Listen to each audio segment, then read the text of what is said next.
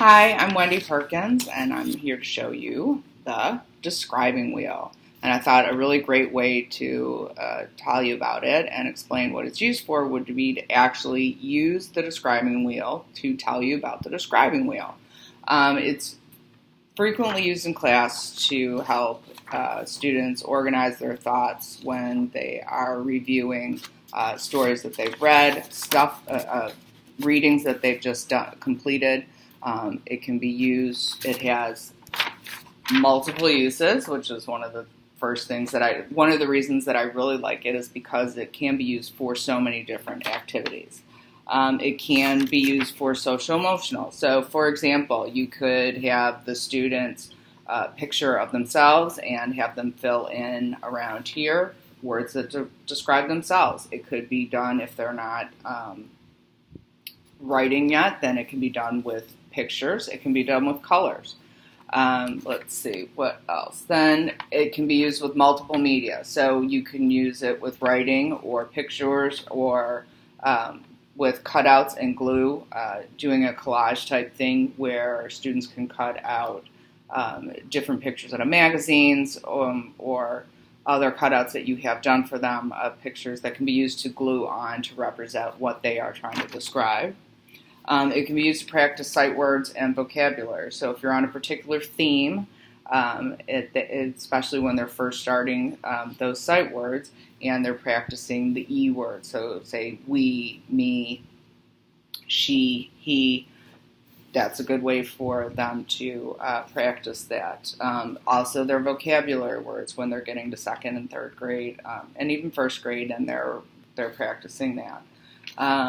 Let's see, character literary, to describe characters in books and to describe when you're talking after you've read the class's story, and this is where you can do it as a group project. You have them break into small groups and everybody's name goes on the top. The topic of, say you assign each group a character out of the story that you just read, and then they are responsible for writing words that describe that particular character. Often there's more than one protagonist per story. So also individual, which is another one of its uses, is that it can be used for so many activities individually.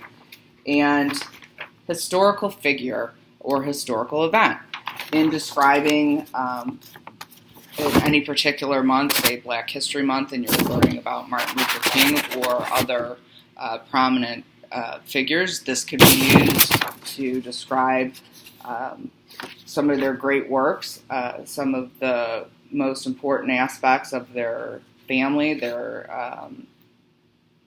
contributions to society, or what you've just discussed in class.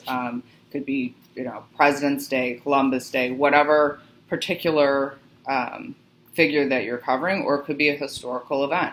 It could be when you're talking about the Declaration of Independence. It could be, whatever particular thing you are doing with that. I would have the students, if it's an individual assignment, I would have them use it in the small groups that if I have normally break them into small groups, I would keep them in those small groups for working on this. If it's something where I mix them around, then I would do it that way. For individual, I would facilitate this for the younger kids, depending on the age group. So I would facilitate use for this for the younger they got, the more I would provide for them. So say, if we're talking about pre-K or kindergarten, this would be a good introduction one where the child has a picture of themselves and then is able to either cut out pictures or draw pictures around to describe things about them. That would be an individual one, or I could have, as I said, words can be pre-cut out and are easy enough to glue on. So that is why I like the describing wheel, and I hope that this was a helpful explanation. Thank you.